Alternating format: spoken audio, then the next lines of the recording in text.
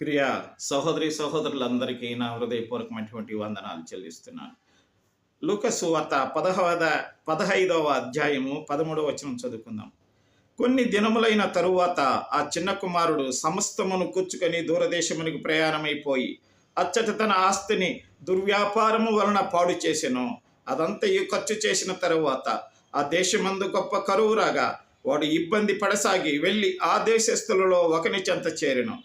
అతడు పందులను మేపుటకు తన పొలములోనికి వానిని పంపెను. వాడు పందులు తిను పొట్టుతో తన కడుపు నింపుకొని ఆశపడిన గాని ఎవడునో వానికేమీ ఇయ్యలేదు అని వ్రాయబడి ఉంది.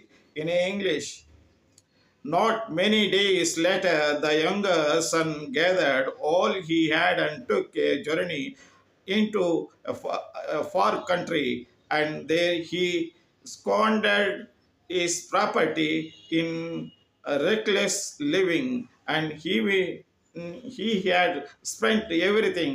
He severe famine arose in that country, and he began to be in need.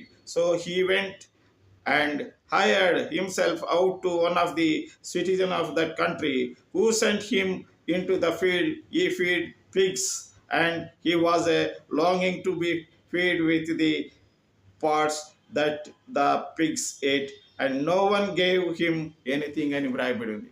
నా ప్రియమైనటువంటి సహోదరి సహోదరుల, ఈ రోజున మనము తల్లిదండ్రుల మధ్య ఉన్నటువంటి పిల్లలు అర్థం చేసుకోవాల్సినటువంటి సంగతి ఏమిటంటే, ఈరోజు తండ్రి దగ్గర తల్లి దగ్గర సంతోషంగా జీవనం చేయాలి.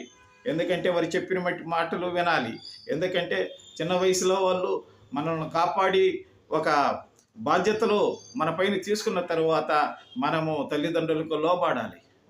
వారు సంపాదించినటువంటి ఆస్తి దుర్వ్యాపారం పాలు చేసి తర్వాత అవి అంతా ఖర్చు చేసి దివాలా ఎత్తేటువంటి పరిస్థితులకు మరలా కుటుంబాలకు చేరుకొని కుటుంబంలో సమస్యలు, గొడవలు ఇవన్నీ ఈ లోకములో దేవునికి విరోధమైనటువంటి కార్యాలు. కాబట్టి సమయం ఉన్నప్పుడే సరిదిద్దుకొని దేవుని రాకకు సిద్ధపడదాం గాక.